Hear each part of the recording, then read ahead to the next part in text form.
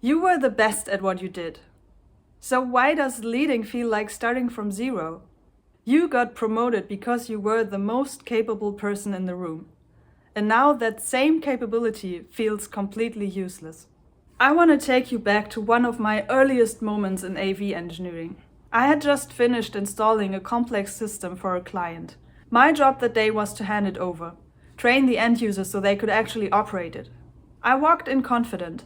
I knew the system completely. I assumed the basics were obvious. So I started with the schematics. Within 10 minutes, I had lost every single person in that room. They didn't leave. They couldn't, they had to be there. But they checked out and I could see that. And I kept going because I didn't know what else to do. I didn't know how to get them back. I left that room with one feeling. I just wasted their time. The service department was going to get weekly calls, and half of them would never touch the system again.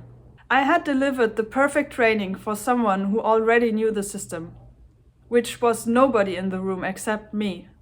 I gave them the full 3D model when they had no way to render it yet.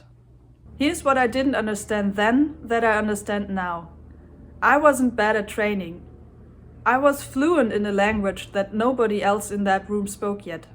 And instead of translating, instead of finding their entry points and building the picture piece by piece, I handed them the full 3D model and expected them to render it themselves.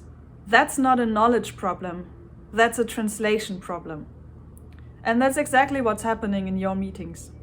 You see the full system, the architecture, the logic, the interdependencies, the optimal path. It's completely clear to you. So you present it fully formed and technically precise, and you watch their eyes glaze over. They're not incapable. They just can't render 3D without the translation layer. You're not a bad leader. You're an exceptional systems thinker who hasn't learned to render yet. And there's one variable in that system that your CAD software never had to account for. I'll get to that in a minute. But first, let me show you the rendering problem. In CAD, 3D design software, when you model a complex object, you can view it from multiple angles. Front view, top view, and side view. Each view is incomplete on its own. The front view doesn't show you the depth. The top view doesn't show you the face. And the side view doesn't show you the width. But together, in the right sequence, they give you the full 3D picture. Every dimension, nothing lost. Here's the thing though. You can't print 3D. Not on a standard output. The file exists in 3 dimensions, but the print comes out flat. If you send a 3D model to a 2D printer, you don't get a simplified version. You get something unreadable. The format is incompatible. That's what's been happening in your team meetings. You're not presenting the wrong view. You're trying to print a 3D model with a 2D printer and wondering why nobody follows you. The problem isn't their comprehension, it's the format. The translation is your job. Not because your thinking needs to be simplified. It doesn't. But because the full picture only lands when you present it view by view in the right sequence, so they can build the 3D model themselves from the inside out. Front view first, always. The front view is the emotional entry point. Face on, recognizable, and human, or pig. What is this and why should I care? Without this, nothing else renders, because they can place the other views without it. Top view second. The system, the structure, and the logic. How the parts connect. This is your native language. This is where you're most precise. This lands now because they got the front view first. Side view last. Specific steps, concrete actions, and execution details. This is what you actually want them to do. It only works when the first 2 views have already built the picture. You're still watching. You know why? Because I didn't start with the cat analogy. I started with the story. A junior engineer in a training room full of people she'd already lost. I gave you the front view first, and you stayed. You've been inside this framework the whole time.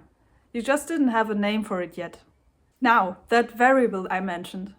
Even once you understand the views, once you commit to front view first, the output might still feel wrong, glitchy.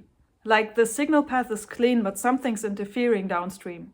That's because this system has a variable your CAD software never had to account for. Your team is a system, but not the kind you're used to. Technical systems are predictable. Clean input, reliable output, and traceable signal path. The variables are knowable. Human systems are probabilistic. The inputs are emotion, history, relationships, the mood someone walked in with, the conversation that happened just before your meeting, and the tension between two people that no one has named yet.